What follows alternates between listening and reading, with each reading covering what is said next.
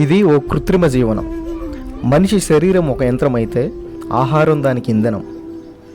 ఇంధనంలో నాణ్యత లోపిస్తే యంత్రం మనుగడకు ప్రమాదం వాటిల్లినట్టే.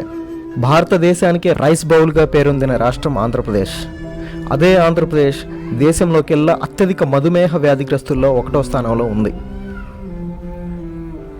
గడిచిన శతాబ్దంలో పెరిగిన సాంకేతికత సాయంతో మనిషి చాలా సాధించాడు.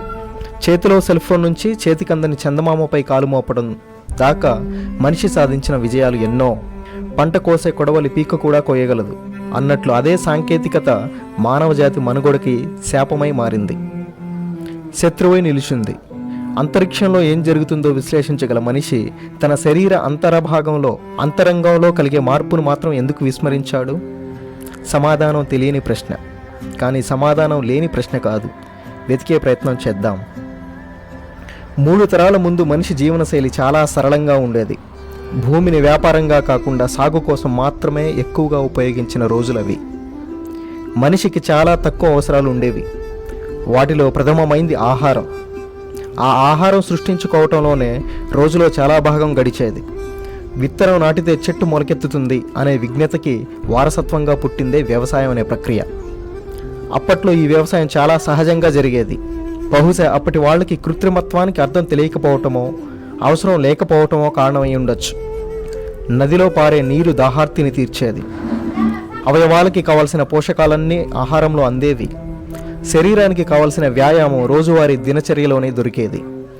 మనిషికి జ్వరం సోకితే వంటింట్లోని కషాయమే దివ్యౌషధం అయ్యేది. పంటకి పురుగు పడితే ఆవు పేడ ఎరువయ్యేది. పండించిన వాడికి కొనేవాడికి మధ్యలో ఎటువంటి పద్ధతులు కానీ వారధులు కానీ ఉండేవి కావు. బతకడానికి సరిపడా డబ్బు కోసం పనిచేసేవారు. జీవితం కూడా అంతే తేలికగా ప్రకృతిలో భాగంగా సాఫీగా గడిచిపోయేది. 90% మంది శతకం దాటి బతికిన వాళ్లే ఆ రోజుల్లో. ఏళ్లు గడుస్తున్నాయి, తరాలు మారుతున్నాయి. సాంకేతికత పేరుతో మానవ జీవన శైలిలోకి కృత్రిమత్వం చొచ్చుకురావటం మొదలుపెట్టింది. ఆహారం పండే భూమి నుండి బిడ్డ ఆకలి తీర్చే అమ్మ పాల వరకు ప్రతిదీ వ్యాపారాత్మకమై కూర్చుంది. డబ్బు సంపాదన ప్రధాన ధ్యేయమై మారింది. ఆ పరుగులో మనిషి మూలాల్ని మరిచి కొత్త గమ్యాలను ఏర్పరచుకున్నాడు.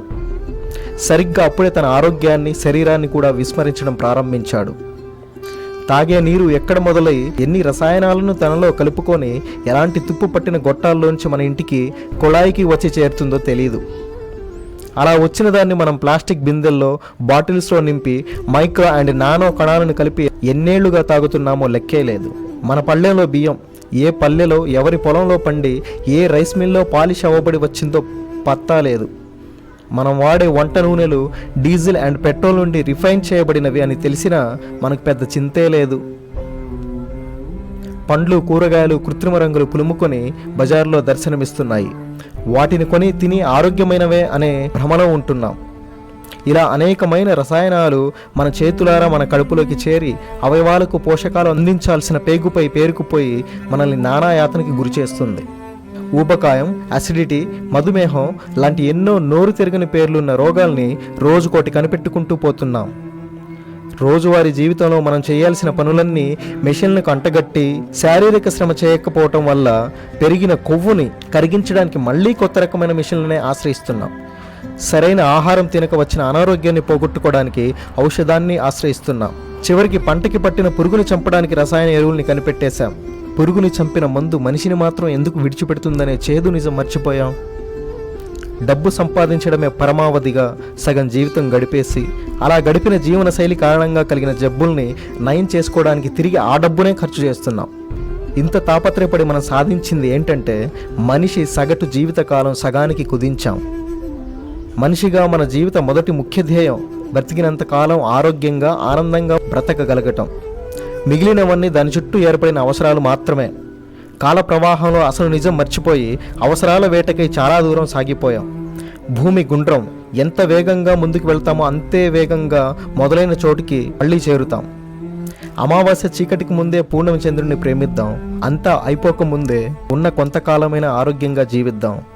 అందాలను పోగు చేసుకొని పైకి పయనమవుదాం.